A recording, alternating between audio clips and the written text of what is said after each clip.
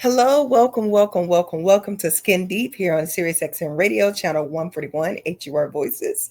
I am filling in for your host, Sharon Morton, today. I am Dr. Rosalind Aker Black. I am a clinical psychologist by trade, and I am excited to be filling in for your host today. Today's guests are amazing. They are trailblazers in their own right. I can't wait for you to hear about all the wonderful things that they're doing. We have Mr. Curtis Simons and Mr. Steve Welsh. And I will tell you a little bit more about them when we come back from our commercial break.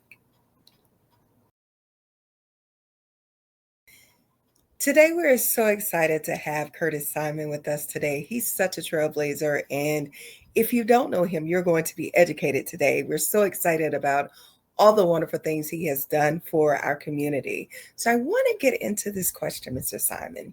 You were born in Bermuda, but raised in Ohio. Yes. How did that influence your career in media, which evolved to HBCU Go?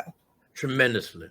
When you look at a young man like myself coming over to the United States when I was 2 years old, and literally, Dr. Raj, growing up on the campus of Central State University. My father worked there for 50 years. My mother was a physical education PE teacher for 40 years. So I was right there in the grind as a young kid on the HBCU, going, being the ball boy at basketball games, being the ball boy at the football games, always around the athletics.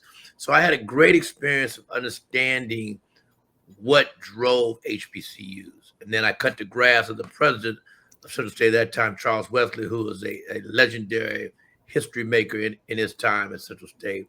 And he educated me on Black people. I'll never forget one thing he said to me years ago when I was a young man, Dr. Raj. He had a beautiful Mercedes, and I was just glazing at his Mercedes.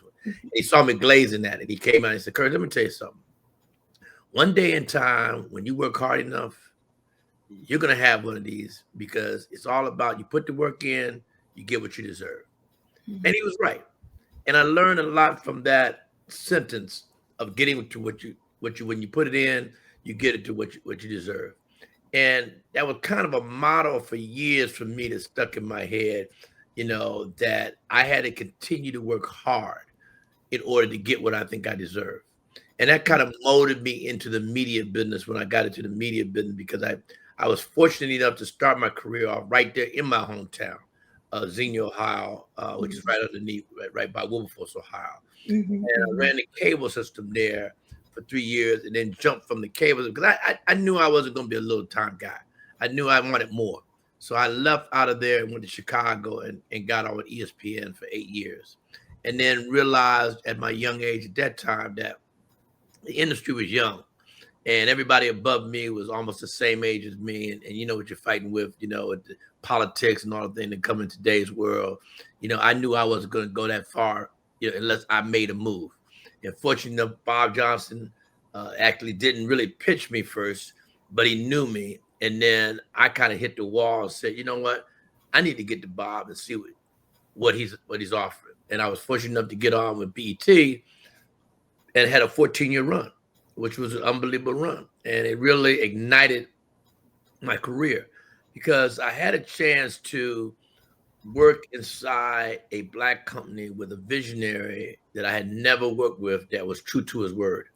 It's funny in our environment, when you're growing up, and it still is to me, the bad part about us is that we're quick to put a person in a certain box. And Bob was in a certain box. When I met him, a lot of people had told me all these horror stories about him. You can't work for him. He's this, he's that, he's this. And I was just open with him when I met with him. And I said, listen, Bob, I hear all these stories about you. I don't believe anything that anybody tells me. I'm one that believes what I see. So if we're going to work together, here's what I need. And this isn't in your mantra, this isn't the way you want to go. I understand it, and I'll go my way. Mr. Steve Welsh, let's get to you. I'm so excited to have you on today, because you broke the biggest sports story in history with the Colin Kaepernick story. And in 2016, looking back, what was going through your mind in that moment, and how did you know it was more than just a football story? Well, so just to kind of set the table, it was 2016, right? It happened in August of 2016. So we were going to have a new president. So it was down to Hillary and Trump. It was also the summer where we had seen over and over again on video camera of unarmed black men getting shot by police. So in summer, when I'd go up to the 49ers training camp, I would see Colin Kaepernick, who just had a couple operations, so he wasn't practicing. People were telling me he was really getting involved with this. In social media, he was becoming very outspoken about these shootings, which were something, he was a very quiet guy. So when I saw that he was not standing for the national anthem, remember, he wasn't kneeling yet. He was not standing. I immediately was like, okay, this is bigger than, than something. So that happened pregame. I had 3 hours of a football game to get through where I'm researching this and that. But it came down to this. After the game, I just asked him, like, Cap, and I had a relationship with him, so he felt very comfortable speaking to me. He said what he said. And so it was my job now as their journalist where I could discuss what he did or let the world know why he did it. And I felt with everything going on in this country at the time, with the whole societal climate, the political climate, the just the whole environment and toxicity of what was going on, explaining the why to me was important. Now that was lost by 98% of the reaction. Yeah. Like, how dare he not stand for the national anthem? But I gave the justification of why he put his career on the line by taking that act. Yeah. And so that's something I'm very proud of in my reporting of that story. I just remember seeing him kneel for the first time, and I was just like, that's right, brother. Somebody have the courage to stand up, because there's a lot you have to put on the line to risk your career. And in a career that is not always guaranteed, as we see, he hasn't been able to come back to football, unfortunately, but he was an amazing player. But I was just like, how amazing that he did that. He did that. And then he's done more activism since then. I know he's spoken to a lot of young youth groups here in the DC metro area. He's been a pillar for the community in terms of instilling that hope and seeing it from someone from his professional standing as a professional football player. So it's just great that he was able to do that, and that he risked it off, right, for the lives of young Black men. I think the amazing piece out of that whole story is that as an athlete, you have to learn. It's amazing when you're on that football field, you got thousands of people cheering for you to win. Yeah. And they forget that you're a human being. They just believe you're a machine. Yeah. And then when you break it down and you come up with something that you feel about, and you either are outspoken about it or you do what Colin did, you become now a marked person. Yeah. And everything's forgotten.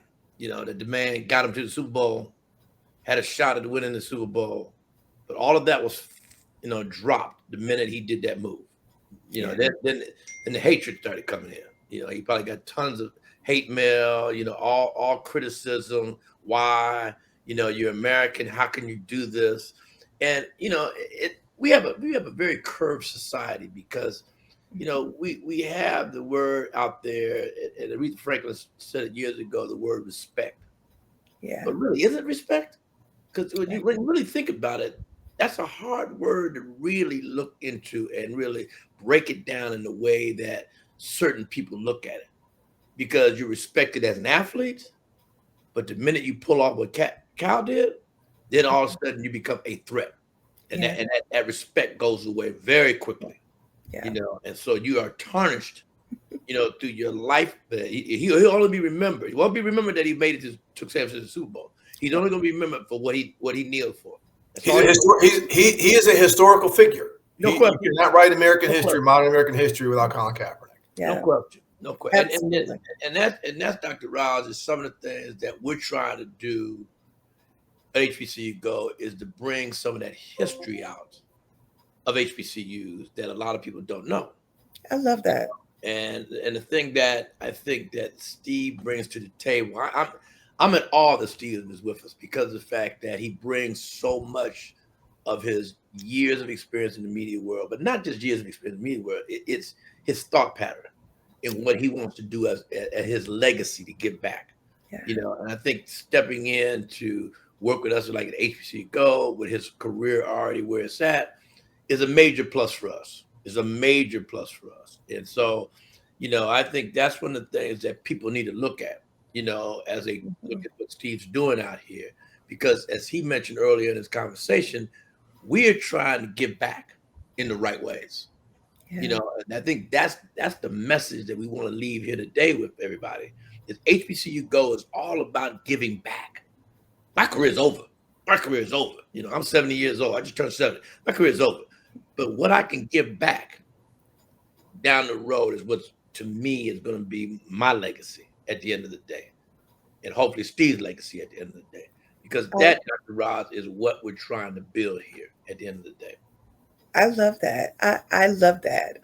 And I say that I have a nephew right now who he's a football player down at Ole Miss.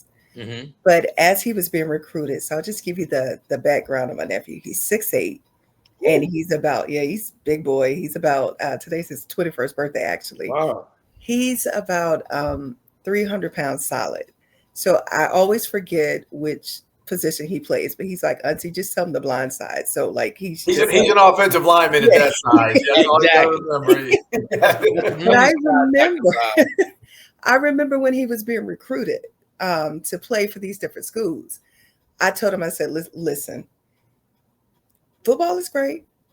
That's cool, but I don't really care about that. Your grades still have to be on point. No question. And he was like, Auntie, my grades are going to be okay. I was like, they better be. And I told his coaches, I said, listen, this is a scholar athlete. His grades need to reflect that. I don't care how many 2-a-days, 3-a-days that y'all do. Those grades slip is going to be problematic. And so my nephew ended up graduating with a 3.8 GPA. So when his grades started rolling in, the calls started coming in terms of recruitment. And I told him, I said, listen, you have the opportunity to get 2 scholarships, 2 full rides. Mm-hmm. You can get an athletic and an academic. And I say, here's the difference between you and other players. If something happens to you, you still need to be able to get that degree.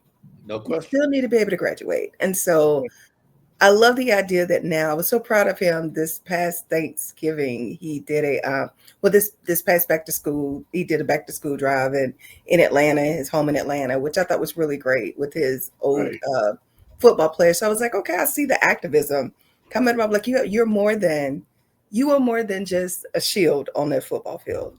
And I think sometimes you are right, Mr. Curtis. I think sometimes they just see you as the body winning the games, right? Yeah. But there is a whole nother human that goes along with that. And so I think it's I appreciate you making that point, because I think it's extremely important to actually say those things, because and I think about bless his heart, Shador, right? Shador. I think about this past draft with him and how they just kept looking over him, which was ridiculous, because the young man has proven that he has talent, right? No question. He's done like a fantastic job, but because of who he was, they wanted him to pay for the sins of his father, right? Which is ridiculous, because at any given day, Primetime owned that name. He earned it because of his talent and because of his skill. And the way that he gave back when he was down at Jackson State, the way he was giving back to those young boys, you could tell that they were needing it, that they were thirsting for it. So I love the fact that we now have these NFL players coaching at these HBCUs. We have Norfolk State University. We have Tennessee State University. They have these NFL players now coaching. And just imagine the type of tutelage that these young men are going to get being coached under those professionals who know the game, who know the ins and outs, and who can really guide these young men. So I am very just beyond ecstatic about everything that's happening with HBCU Go and things that are going in the direction of making sure that our young men are getting exactly what they need, right? They're getting the resources that they need. Steve, I want to come back to you. As one of the first Black reporters hired at the NFL Network, what challenges did you face and how have you seen the industry evolve in terms of diversity and inclusion? Wow, that's a loaded question. That's a good one. That's a good one now. But here's I'm gonna go a bit bigger picture than that, because I'm a Howard grad. I'm an HBCU grad, and and I wear that badge brightly. And ever since I had my first job at a newspaper in Richmond, Virginia, all the way through the Washington Post and Atlanta Journal-Constitution and Miami Herald and places like that, I've always been one of the few. And Curtis, you're going to love this. I have never had a Black boss. Wow. Wow. I entered the workforce in 1989. I've never had a Black boss. I reported to non-white bosses and women, but I've never had a Black boss. And so I have been, for the most part, I've been fearless in terms of, so we were talking about Colin Kaepernick, of, look, bringing attention to certain decisions that are being made and how they could affect certain communities. Like, hey, if you put this out here, you're going to be stepping on a landmine. You're going to get some blowback. You might want to rethink how certain people are going. So I've always had to address kind of a leadership role, even though I was a reporter. Now, in terms of at the NFL Network, it was very important, I felt, for me to kind of be there because we're covering Black athletes a lot of the time. And now more and more Black coaches and things like that. So to have me be able to represent the race, but also do it professionally, right? I tell people this, even if you are hired to be the token, to be the quota, go in there and kick tail to the point where they'll never have to say that again. Like, okay, I'm gonna go back. I always tell people when I get HBCU students come to me for advice or whatever, you're representing more than you're representing your university. Yeah. Right. So if you come in here and stink, they're going to say, I'm never going to hire somebody from Virginia Union again. I'm never going to hire somebody from Fisk again. But if you go in there and you excel, okay, boy, Howard University pumps them out, right? Or Hampton pumps them out, whatever. So, I always do that. So in the NFL Network, I've been able, I think, to last so long because I'm authentic. I do my job well. I treat people well. These are things that you have to be important. As I've aged, I branched out. I've been able to do things like establish relationship with, like Curtis Simons here, and say let's partner up with NFL Network and HBCU Go so we can broadcast a game like we did the Black College Football Hall of Fame Classic. They simulcast it. They promoted it. We broadcast it. We promoted it. We had 221,000 households watch a game between Miles and Virginia Union. So a very big number. Right, it's a very big number for a game. Gigantic number. You're right, and that's big because people like Curtis were bold enough to say, let's partner with this.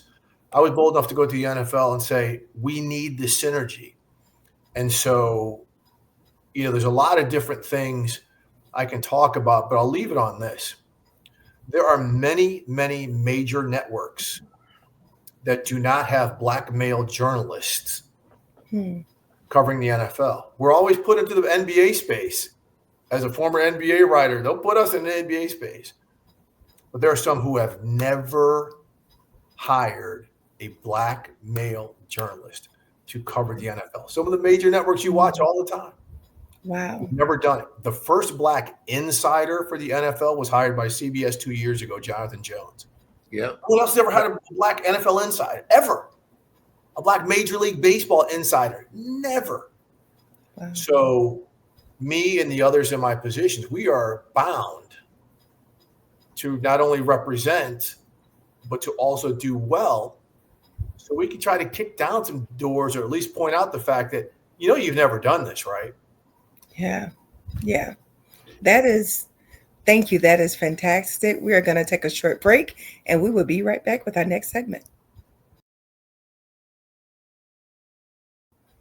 All right, Steve. So welcome back. Our next question for you, Steve, is you've covered everything from the Super Bowl to social justice. What's the most memorable interview or story that has stayed with you personally and why? Oh, gosh. I mean, the most part, there's several. I used to cover boxing back when I was writing at the Miami Herald, and there's a million of those because people who beat people up and get beat up for a living got some great stories to tell. I mean, clearly, the Colin Kaepernick story is the game changer because it had such a global impact. I mean, you got soccer players over, in Europe taking knees. You've got women flag football players and high school football players taking knees. So that's the one that's always going to live with me forever. But some of the great human interest stories that a lot of people don't talk about. When I covered the NBA, there's a story on this guy Eric Murdoch, who was a backup point guard for the Washington Wizards, played for a long time in the NBA. I'm sorry, for the Miami Heat, when I covered the Miami Heat. And he said some things. His mother went out for a soda when he was a little kid, and she got hit by a car and never came home. So he never knew his mother. And he's just saying things like, I only know my mother through pictures. I thought being poor was just the way it was. I didn't know any better. And he just told me some things that just resonate with a lot of folks in life. Mm-hmm. So there's a lot of stories that are human development. And it's easy, when you write or when you report to kind of tell these stories. But if you can really connect the dots to how they impact people on an everyday basis, I mean, that's what I try to do. And again, that's what I try to do at HBCU Go. And I have the opportunity to tell stories. And Curtis knows this, for our kickoff show, Sean Payton, who's the head coach of the Denver Broncos, he talked about, he took a scheme that Archie Cooley of Mississippi Valley State used when Jerry Rice was playing. He incorporates it into his coaching now. And he tells his players, this is the Cooley package, and this is who Archie Cooley is.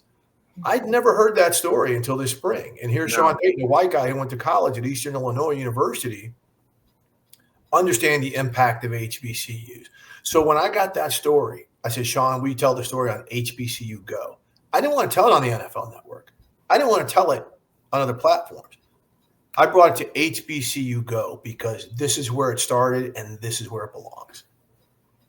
We're so excited that you that you are able to cultivate stories like that for HBCU Go. So thank you for that. I know that you have to go. You have to go do your job tonight, and we appreciate you being on with us tonight and today. And so, thank you for your knowledge. Thank you for everything that you've done.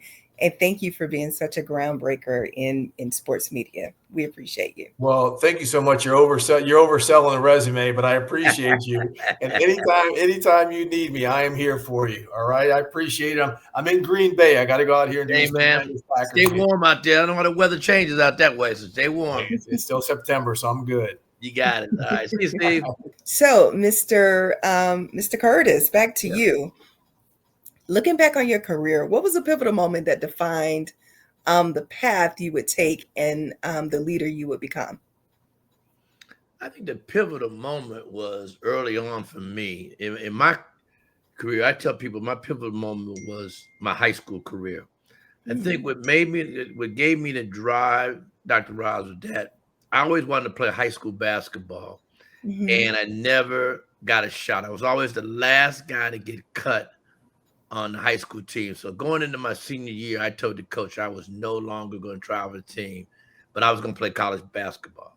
And I was able to play 4 years of college basketball. At first I didn't want to go to Central State, so I went to a Catholic school and played 2 years at a Division II school and walked on and made it in a Catholic school in Indiana.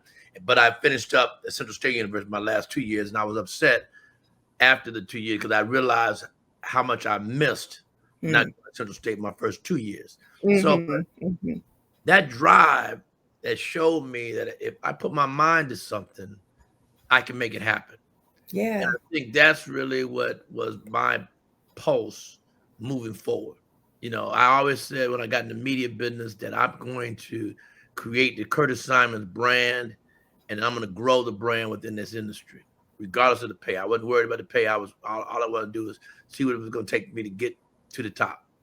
And I was able to make some great moves, very good moves, and they all paid off. It was all on a hunch, but they all paid off, and I had a great opportunity to work with some great people be together with a visionary. I'm with another visionary now, with Byron Allen, but it was really, really a chance to really understand who I was, and I really do appreciate that.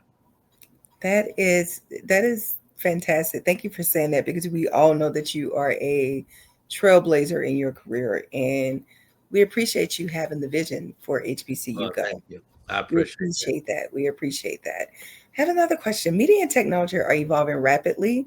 that. How do you balance staying true to cultural roots while also embracing innovation? Well, I mean, I've been in the business now, the media business, Dr. Raj, for over 40 plus years. And I predicted what was going to happen, where we were going to be right now. When I got into cable, I knew cable was going to take over broadcast cable. Because at that time, when the cable world came out, people were looking for more channels. They were looking for more content. But then as cable started getting to be a money grab, I knew cable was going to slowly start getting hit, and people were going to want to watch what they wanted to watch, not being forced to take 100 channels and pay this outrageous dollar for 100 channels. Now it's going to be about, I want to see these 10 channels, and this is what I want to package up. And so what you're seeing now is another evolution to where you're looking at more apps all over the place. You've got faster ways to watch, get information between your phone, your iPad, your computer, and that world is really evolving.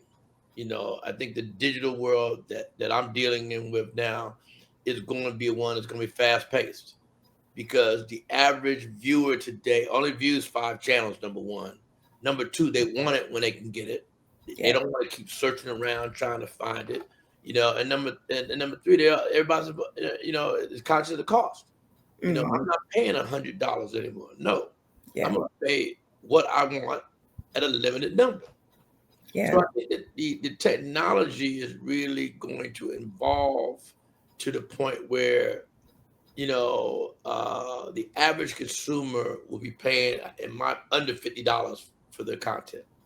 And I think it's going to buckle down to where, you're going to find less channels and people jumping around on different apps to try to find out exactly the right viewing they want to have an appetite for. The technology will always be there, Dr. Roz. I mean, you can't get away from this. I mean, every day somebody's coming up with a different way to view this or that.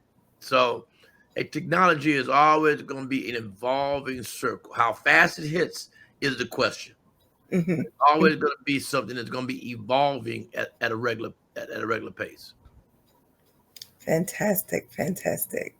I have a burning question. How do you want to see HBCU Go grow?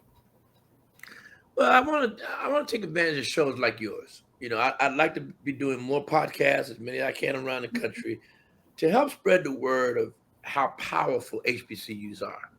Because I don't think clearly a lot of people, even a lot of African Americans, really understand HBCUs truly. They heard about it, they've seen a little glimpse of it, but they don't really understand the bread and butter of it. And that's what I want to try to take with HBCU Go, is begin to try to educate our culture and more cultures on the value, the history, the legacy of what these things are all about, what HBCUs are all about. Because the one thing that I think we've let slip through our hands is that we as middle-class African Americans want to do the best for our kids. So majority of us are putting our kids in private schools, which is not a lot of African Americans in the private schools because we can't afford it. Right. So they're getting a good education, but they're not getting what I call the history bug. Yeah. And they don't understand it. You talk to if you went to the Catholic school today, or you went to a private school today and saw African American, I just say, hey, what schools are you looking at? Oh, I'm looking at, Maryland. I'm looking at Notre Dame. And what about HBCU? Oh, no, I can't go to HBCUs. That's too black for me. I can't do that. Until you put them on the campus. You put them on the campus to where they can see it and feel it and see how the people look like them, the teachers look like them, and they see the flow, how things go. It's a different mindset. Totally different mindset. I always say about HBCUs, it is the safest place for a young Black mind to develop. No question. because you can be yourself. No question. You don't have to code switch, which, Right. you know, many of us have had to do in our careers. You don't have to code switch. You can be yourself. If you become passionate about a conversation, you do not have to defend your passion. Yep. I remember when I got into my graduate school, I went to a PWI for graduate school. Mm-hmm. And I remember that I had to start like every class with, listen, I'm not an angry Black female, but I'm very passionate when it comes to little Black boys and little Black girls receiving psychological diagnoses. Mm-hmm. And, you know, at HBCU, you don't have to do any of that. You can just speak freely because everybody understands. Yeah. And it's not a place where you have to be such an advocate, right? Because everybody understands it. I always tell people, you go to Fisk University, you just feel something different on the campus. I can't explain it, but you feel it's like the ancestors are pulling you in. Like it's hard to explain.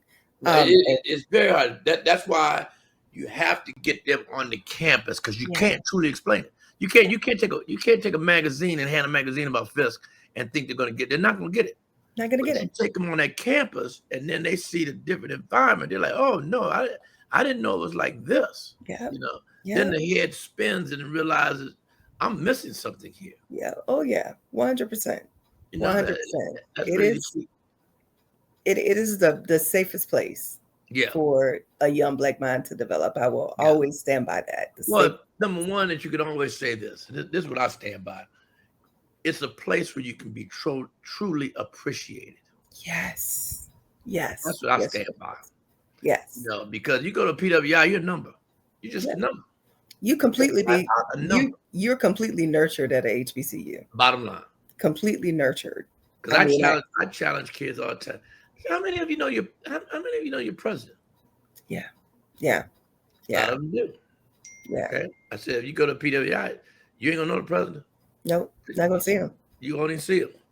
Yeah. You won't even see him. So very true.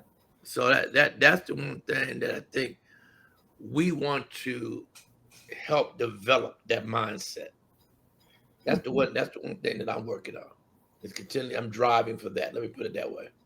I want to go back to something you said earlier in terms of being an advocate for HBCUs. Mm-hmm. How can people support HBCUs in an impactful way?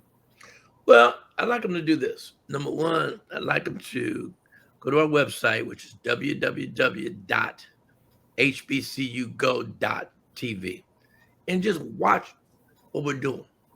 And then begin to spread the word for us. And then follow us.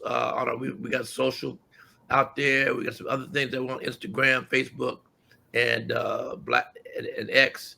You know, follow us. Respond to us. Tell us what you think. You know, we like to hear from folks. We know we're not genius in the content. So what do you want to see out there? Okay. What will help us be better? Perfect. But the main thing, Dr. Rob, is let us start being in that main conversation.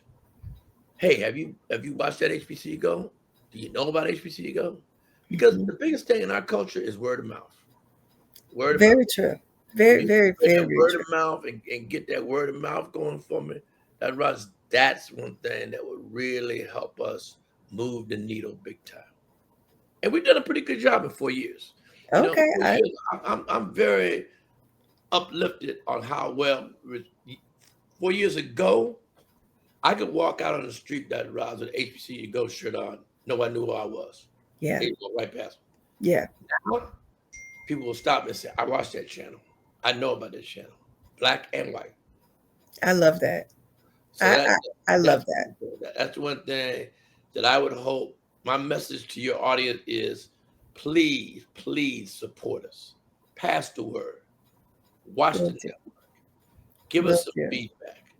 You know, help us grow. That's all I can ask for.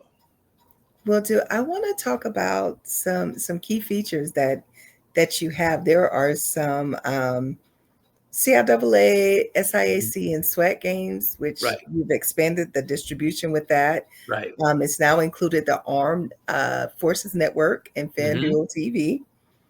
You have marquee matchups and classics. Right. Including HBCU, the HBCU New York Classic. Right. Morehouse versus Howard, September 13th. at the Mhm. MetLife Stadium, Yes, which is this weekend. this weekend. Uh, you have the Truth and Service Classic, which is Hampton versus Howard. It's the That's Real Hampton, HU versus the Real HU, which is September 20th at the right, Audi Field. And then you have the Southern Heritage Classic, Jackson State versus Grambling right. State University. Is that in Las Vegas? No, that's Las Vegas, like October 25th. But then Okay. Southern Heritage is Alcorn State against Arkansas Pine Bluff. Okay. All right. That's So on the 27th. so you have some things. So we want everyone to go to HBCU Go.tv.